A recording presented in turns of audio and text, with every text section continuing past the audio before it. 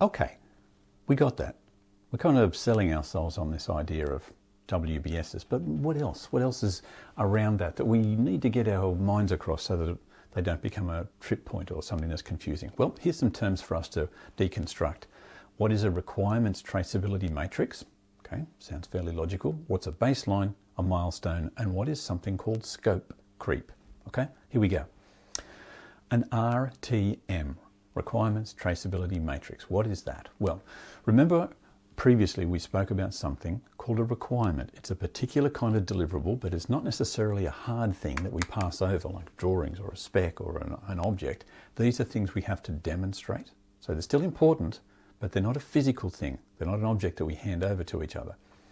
Now on something like our space telescope, there will be hundreds of thousands of hours of human activity, tens of thousands of deliverables moving around between stakeholders, thousands of engineers, hundreds of project stakeholders.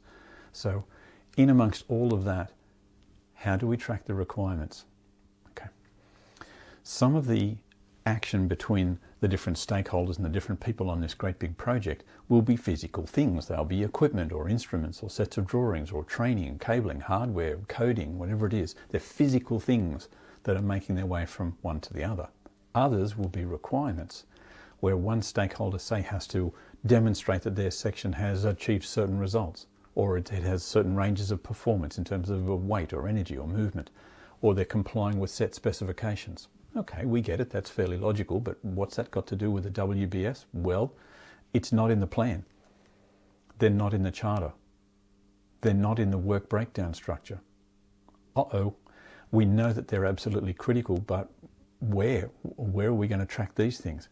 There is a section of the project management plan that deals specifically with this called a, go figure, requirements management plan. Yeah. And in that is a chart, is a small matrix. That's what we'd like to focus on. If you can just get your mind across the matrix, the rest kind of makes sense. We get it. The management plan is how did we identify them and how do we document them, and if there's a change control, then how are we doing that? Prioritizing, measuring how well we've done them. So each subsection is dealing with how something is done, not what is happening. What, remember, is our WBS. For us, it's just useful to know that here's another way of looking at a task that you and I have to do. Okay, so where, if it's not in the scope and it's not in the charter and it's not in the WBS, where can we track our requirements? Great question. This is what a requirements traceability matrix is. You can hear it in the term, in the heading. Usually has a fairly standard format. It's assigned its own unique number. We can, as we're reading down there, it's got a description so that people can identify which ones relate to which ones. Hello. Notice our old friend there, number 3. What? Okay. And of course, there's the responsibility, who's going to perform the tasks, and its status and its priority. Where's it up to? This is what a requirements traceability matrix tends to look like. So now your eye's quite well informed. As you come across the headings at the top, it's given its own little unique identifier so we can track them against each other. What it is we're doing.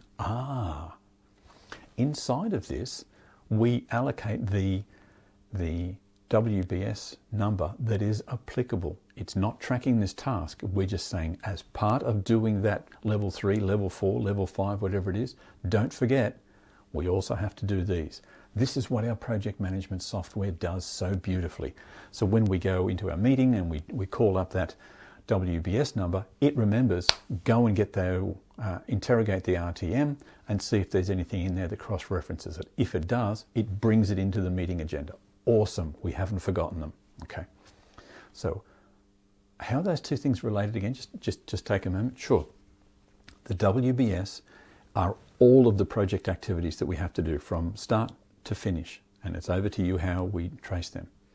This requirements traceability matrix are only those actions that need to be demonstrated or approved. So they may or may not be a physical thing.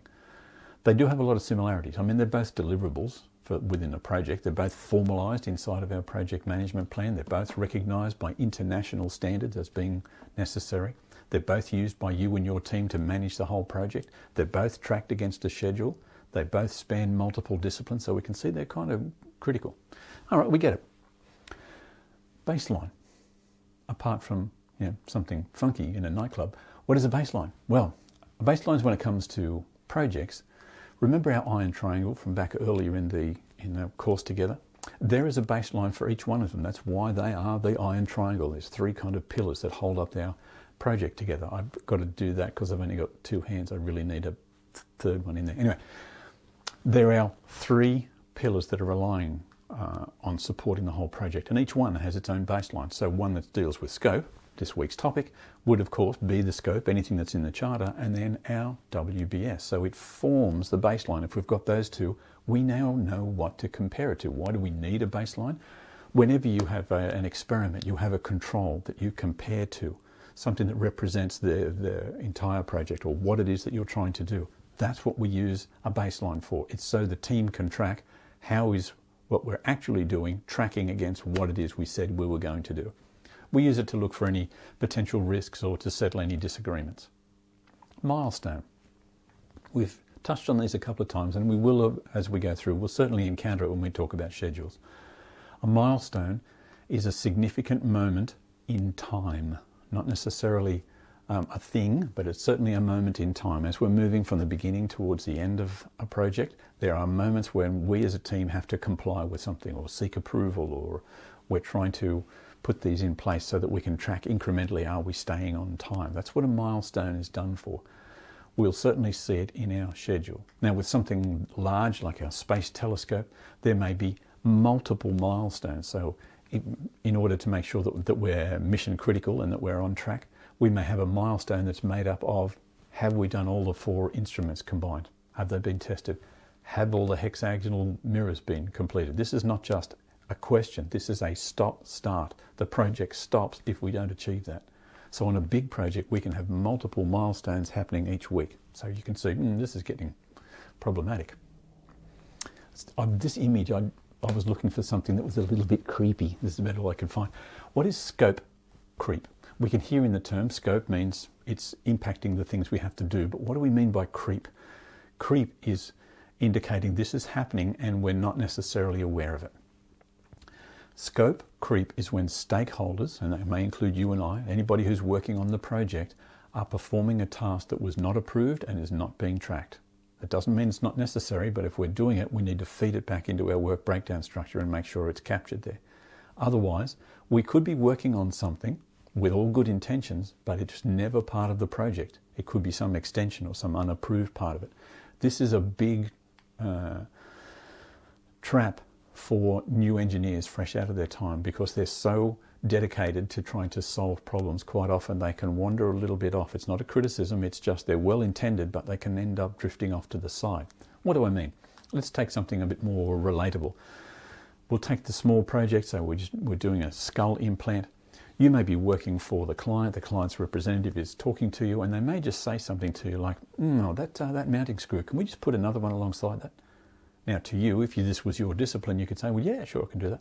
Or it could be something simple where they say, oh, that surface finish, it's a 2B brush finish, can you make that mirror polish? Yeah. The answer to all these questions from an engineer is yes. Can we make that a little bit more range of adjustment? Can we increase that grip area? These are not normal optimizing questions. Every one of those is scope creep. So we can see how, oh wow, that's so easy. We find ourselves doing something that is not tracked. It doesn't mean that we need to become like a police people where we have to say no to everything, but just being aware when somebody's asking you to do something, am I staying in my WBS? Am I staying between my guardrails? Am I tracking on time? Here's a busy slide full of professional practice ways that we try to avoid that or manage it away. All I'm asking you to consider is try not to find yourself working and making isolated decisions. I don't mean you're not capable of making your own decisions, but if you're making a decision that increases the scope of what you're doing, tell someone, up the organizational chart. Okay, in our next video, we're going to have a look at, we've had a lot of information coming at you for the last 3 or 4 videos. What does that mean? If we just step back and say, okay, we can see the logic, but how is that important to me? Check that out. Next video.